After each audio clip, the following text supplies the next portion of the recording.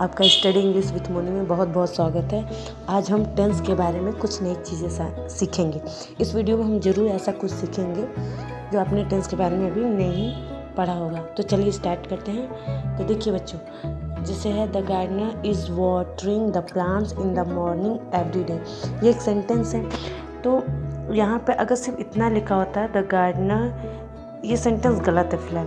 अगर सेंटेंस बस इतना लिखा होता है तो इसी सेंटेंस को मैंने यहाँ पे लिख दिया है the gardener is watering the plant. अगर सेंटेंस बस इतना लिखा होता है, ठीक है, the gardener is watering the plant, तो सेंटेंस सही हो जाता।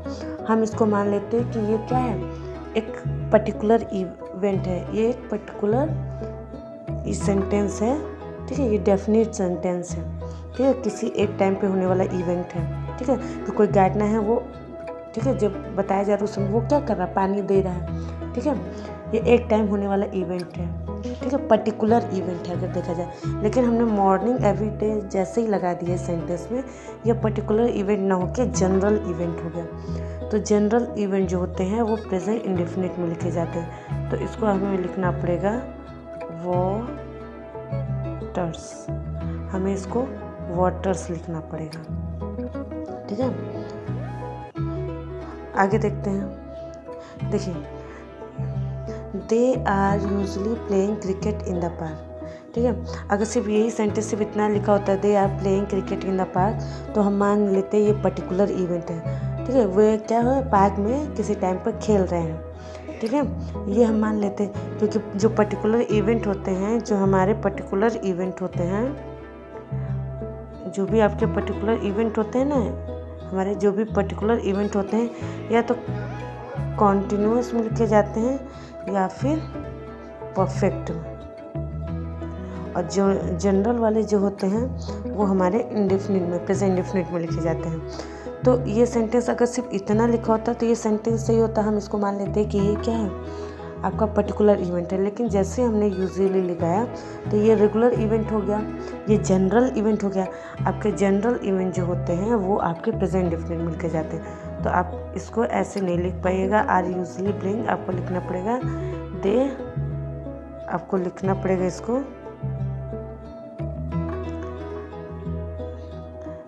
ये हो जाएगा आपका they usually place cricket in the park, ठीक है।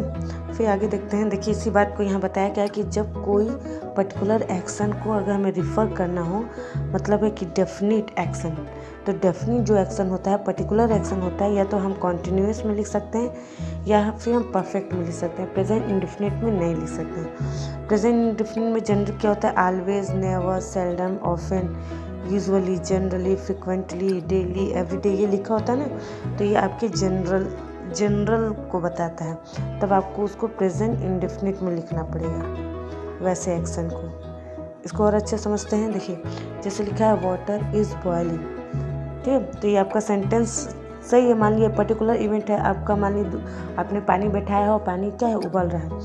फिर देखिए water is boiling at 100 degree Celsius, सिर्फ अगर बस, ठीक है, ये इतना लिखा होता तो ये सेंटेंस सही होता है। लेकिन यहाँ पे एट 100 डिग्री कर दिया ना, तो ये फैक्ट हो गया कि वाटर जो होता है 100 डिग्री पर ही बॉयल होता है, उससे पहले 99 डिग्री पे भी बॉयल नहीं होगा ना, उससे, ठीक है, उससे किसी भी कम डिग्री पे वाटर जो होगा बॉयल नहीं होगा। जब उसका 100 डिग्री आएगा, हो जाएगा 100 डिग्री, तभी क्या होगा, वाटर आपका बॉयल होगा, ठीक है। तो आपका ये फैक्ट हो गया, ये जनरल बात हो गई, ये ट्रुथ बात हो गई, ठीक है। ये एक टाइम का इवेंट नहीं है, ठीक है, ये एक टाइम का इवेंट नहीं है। तो इसको हमें क्या करना होगा, तब आप कॉन्टिन्यूअस में हम इसे नहीं बना पाएंगे, हमें लिखना पड़ेगा वाटर बॉयल्स एट 100 डिग्रीज, ठीक है। फिर इसी तरह आगे देखते हैं। देखिए, ये सेंटेंस है an apple a day keep doctor away. तो यहाँ देखिए कि एक जो एप्पल है वो खाने से क्या होता है, डॉक्टर्स के पास नहीं जाना पड़ता है।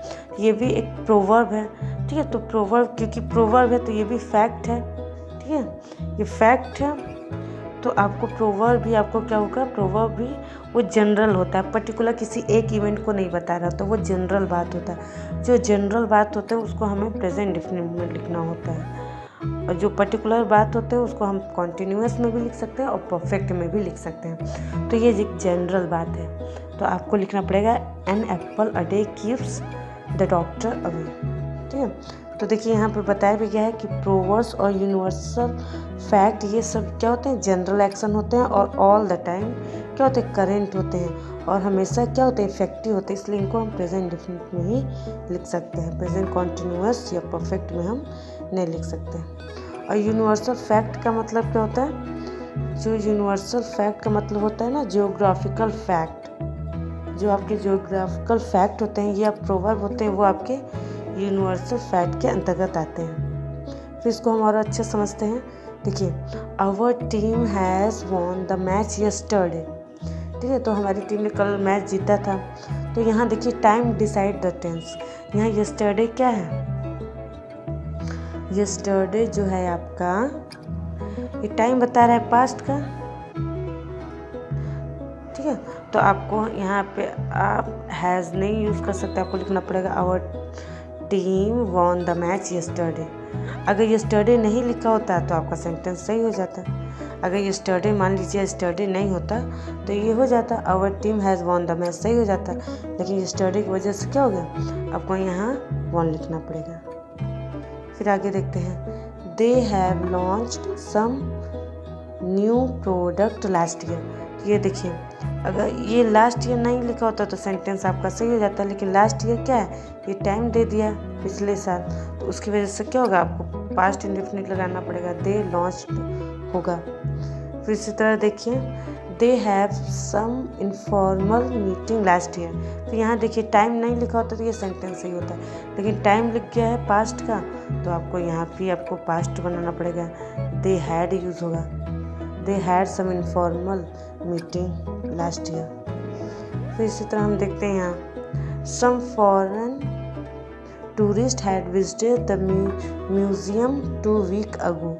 ठीक है, 2 सप्ताह पहले।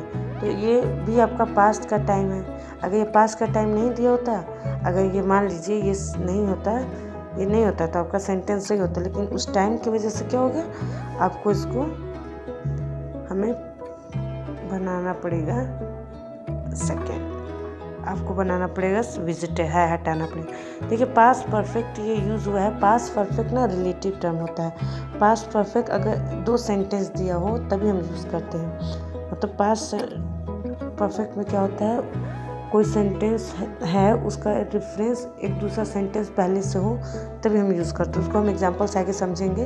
देखिए पहले देखिए, अगो मीन्स क्या होता है, बैकवर्ड फ्रॉम द पास्ट।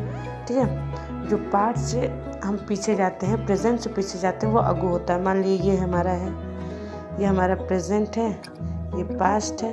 ठीक है, तो प्रेजेंट से अगर हम पास्ट जाते हैं तब हम अगो यूज़ करते हैं। ठीक है, और देखिए, और आपका before backward from the past, मान लीजिए ये आपका प्रेजेंट है, ये पास्ट है। प्रेजेंट से पास्ट में जाएंगे तो अगो यूज़ होगा, लेकिन पास्ट से फर्दर पास्ट में जाएंगे तब हमारा क्या यूज़ होगा, तब हमारा बिफोर यूज़ होगा। और वैसे कंडीशन में हमारा पास्ट परफेक्ट हम सेंटेंस बनाएंगे,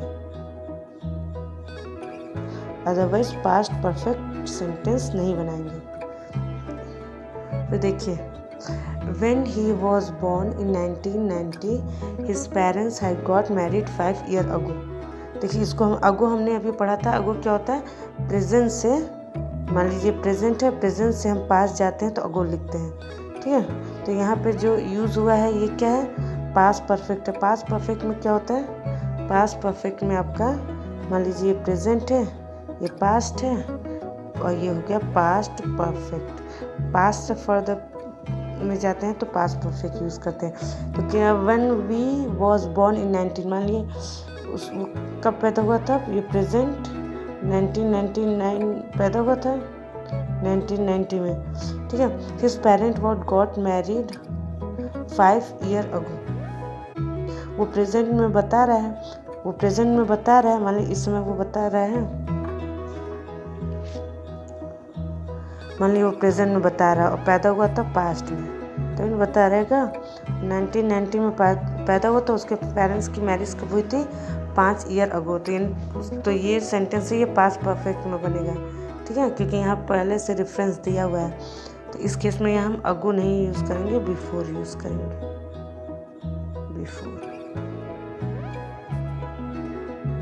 फिर देखिए अगला sentence, the man sells his car to a car dealer for ₹5 lakh. ठीक है, तो यहाँ पे आपका क्या है, ये देखिए एक आदमी है, वो बेचता है अपनी कार को डीलर को 5 लाख में अपनी कार को बेचता है।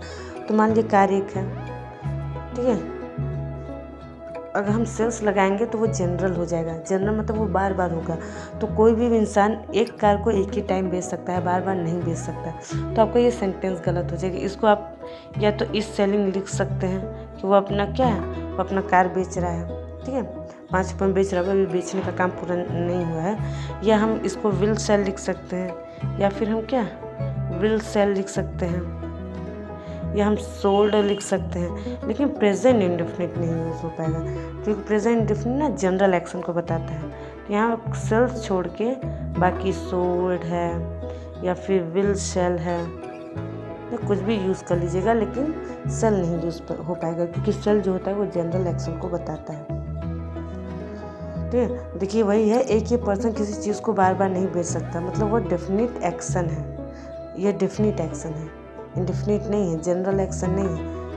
ठीक है, देखिए प्रेजेंट इंडेफिनिट में लिखे जाते हैं, प्रेजेंट इंडेफिनिट में जो हम सेंटेंस लिखते हैं वो हैबिचुअल एक्शन को बताता है, या फिर जनरल एक्शन को बताता है, या फिर फ्रिक्वेंट एक्शन को बताता है। और पास्ट इंडेफिनिट का यूज़ हम ऐसे एक्शन के लिए भी कर सकते हैं जो डेफिनिट भी हो, ऐसे एक्शन के लिए भी कर सकते हैं जो फ्रिक्वेंट हो। देखिए प्रेजेंट में क्या होता है, प्रेजेंट में सिर्फ हम जो यूज़ करते हैं वो फ्रिक्वेंट एक्शन होता है, लेकिन पास्ट इंडेफिनिट क्या होता है, वो एक टाइम का भी एक्शन हो सकता है और मल्टीपल टाइम, मतलब फ्रिक्वेंट एक्शन भी हो सकता है, वन टाइम इवेंट भी हो सकता है। जैसे दे वेंट बाई कार, ये देखिए वन टाइम इवेंट है, ये वन टाइम इवेंट है, ठीक है।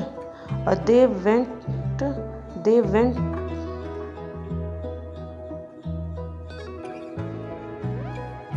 लेकिन यहाँ देखिए ये जो सेंटेंस है, दे वेंट देयर डेली, तो ये क्या है आपका, क्या है, मल्टीपल टाइम एक्शन है, ठीक है, मल्टीपल है यानी जनरल है, फ्रिक्वेंट है।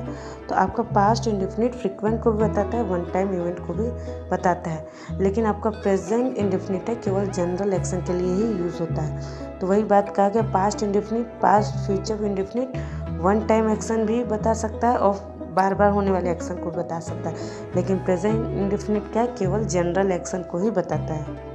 ठीक है, तो आई होप आपको वीडियो समझ में आया होगा। इसके और फर्दर यूजेस मैं नेक्स्ट वीडियो में बताऊंगी। ठीक है, तो आपको कितना समझ में आया आप प्लीज़ कमेंट ज़रूर कीजिएगा। ठीक है, और आपका वीडियो देखने के लिए बहुत बहुत धन्यवाद।